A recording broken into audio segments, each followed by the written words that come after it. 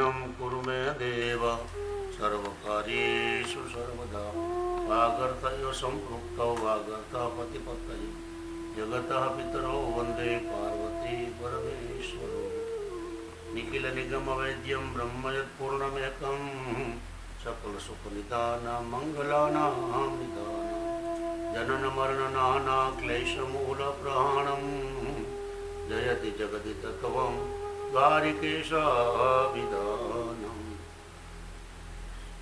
त्रिवेदव्याससवालमितसुखगुरु चरणकमलाभ्यां नमो नमः हरये नमः परमात्मने नमः। पुण्य पुरुषोत्तम माँ की कथा गंगा को आगे बढ़ाते हुए शुद्धदेव जी सनकादिक ऋषियों को कथा आगे बढ़ाते बताते हैं कि उसका पूर्वजन्म की कथा जो ठीक है, गरुड़ जी ने पुत्र का वरदान दिया है। आगे क्या होता है, सुदेव को आश्वासन नाम का 16वां अध्याय। वाल्मीकि कहने लगा, ये दृढ़ इसी तरह वरदान मिलते ही सुदेव अपना घर गए। थोड़ा समय के बाद उसकी पत्नी गर्भवती बनी। उसके 10वें माह में पुत्र को जन्म दिया। सुदेव को बहुत आनंद हुआ। उसने अपनी शक्ति के अनुसार दान दिया। पुत्र का नाम सुखदेव रखा। दिन प्रतिदिन पुत्र बड़ा होने लगा। सुदेव ने उसको जनोई संस्कार दिया, संस्कारित किया।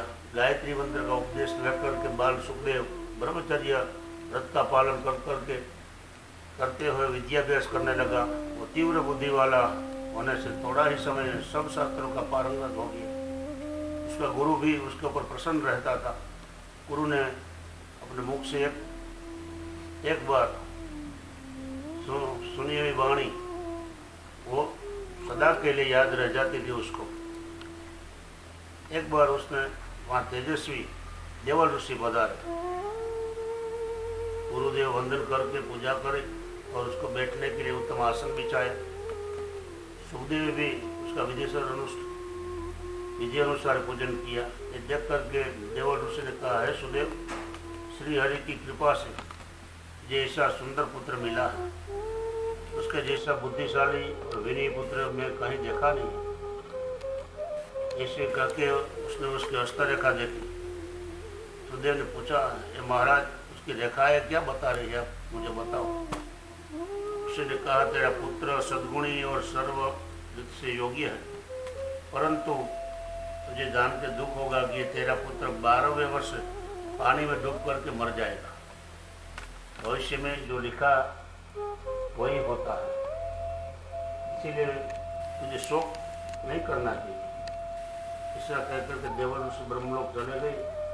सुदेव को मूर्छावश होकर के जमीन के ऊपर लेटा हुआ देखकर गौतमी ने अपना पति को मस्तक खोड़ा में लेकर गोद में लेकर दिलासा देने लगी और कहा, स्वामी, भविष्य में लिखा हुआ मिथ्या नहीं होता है। नल राजा रामचंद्र जी और युधिष्ठिर जैसा धर्मार्थियों को भी दुख भुगतना पड़ा।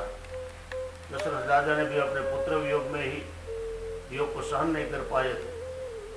और ऐसा कितने हमारे पास दृष्टांत है। लेना खड़ा हो जाओ, श्री हरि का स्मरण करो।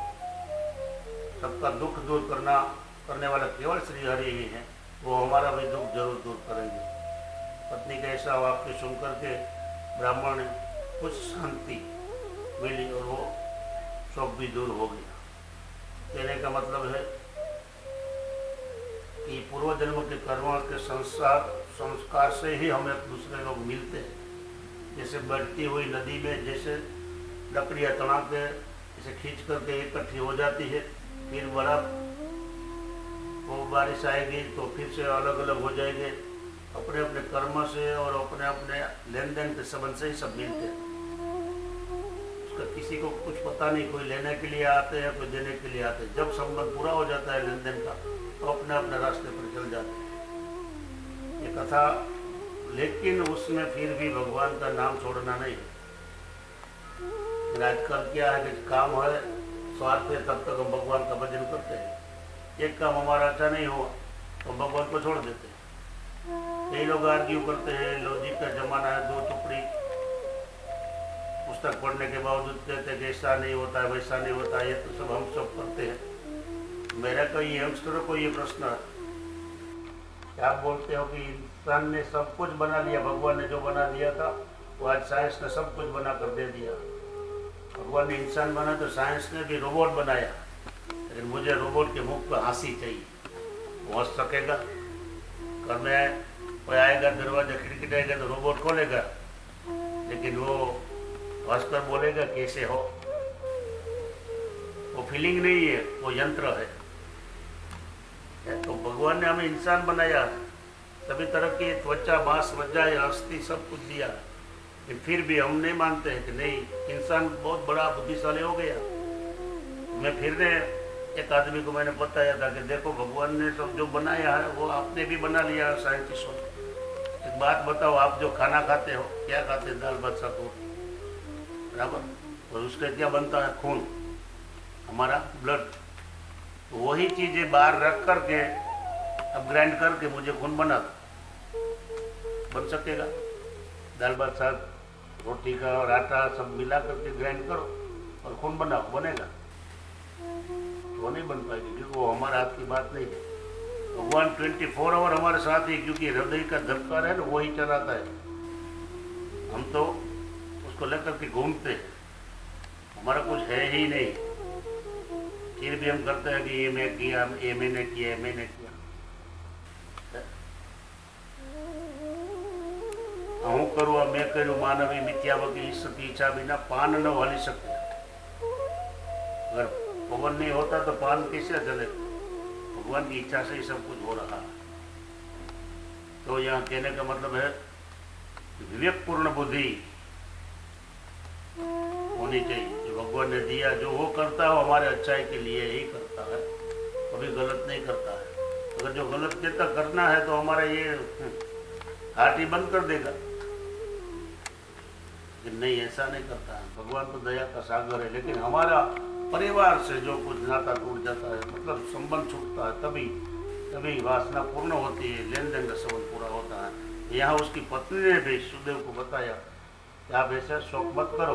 तो वो रामचंद्र जैसे को वन में जाना पड़ा, उसका पिताजी को अपने पुत्रों के वियोग में मरना पड़ा, नल राजा का देखो। तो ऐसा विवेकपूर्ण बुद्धि भी हमें कथा वार्ता में से सीखना चाहिए। विवेक कहाँ से मिलेगा? बिनु सत्संग विवेक न होई, उषा तुलसीदास जी ने बता दी।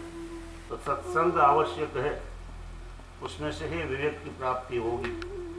विवेक होगा तभी हमें कोई चीज का दुख, शोक कुछ नहीं रहेगा। तो यहाँ ये 16वां अध्याय सुदेव को आश्वासन अपनी पत्नी दे रही है, वो हम भगवान पूर्ण पुरुषोत्तम के चरण में रखते हैं और उसको समर्पित करते हैं। महाकाय सूर्यकोटि समप्रभ, बोले द्वारिकाधीश की जय, रणचोड़राय पूर्ण पुरुषोत्तम भगवान की जय। वक्रतुंड महाकाय सूर्यकोटि समप्रभ, निर्विघ्नं कुरु मे देव, सर्वकार्येषु सर्वदा। गुरुर्ब्रह्मा गुरुर्विष्णु गुरुर्देवो महेश्वरः, गुरुः साक्षात् परब्रह्म, तस्मै श्री गुरवे नमः।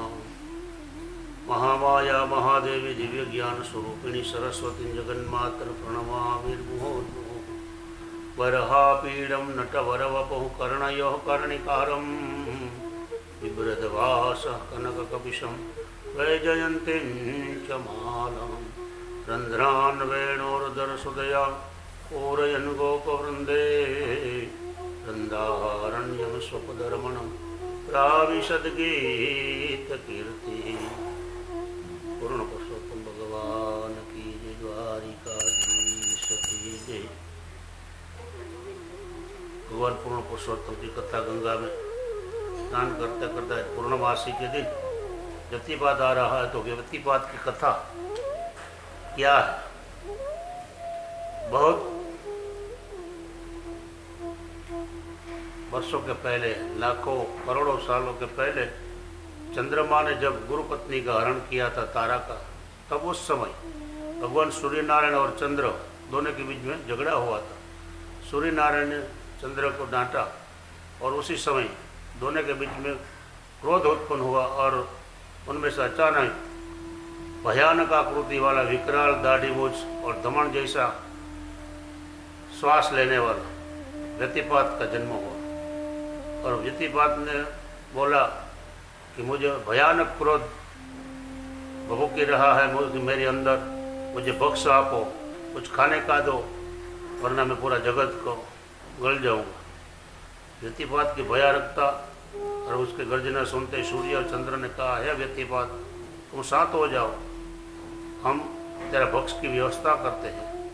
जगत का जो लोग तेरा व्रत करके जो पुण्यदान करे उसका पाप तुम खा जाओ और पापियों को शिक्षा करो, जिससे तेरा क्रोध भी शांत हो जाएगा। आज से तू योगों का राजा गिना जाएगा, तेरा व्रत करना सुख संपत्ति और संतति को पाएगा। सुबह जल्दी उठ के पंचगव्य से स्नान करके और तेरी मूर्ति का पूजन करके फल फलादि का नैवेद्य तुझे अर्पण करेंगे और उसे अत्यंत सुख प्राप्त होगा। यमराजा का पास भी उसे नहीं बांध सकेगा और मनवांचित फल मिलेगा। पूर्व एक वैश्य ने व्यतिपात का व्रत किया हुआ एक भिक्षुक का अपमान किया, उससे उसका अधम योनि में भूंड के रूप में जन्म हुआ था। हरियश्वर नाम का राजा ने पूर्व काल में ऐसा व्रत किया होता।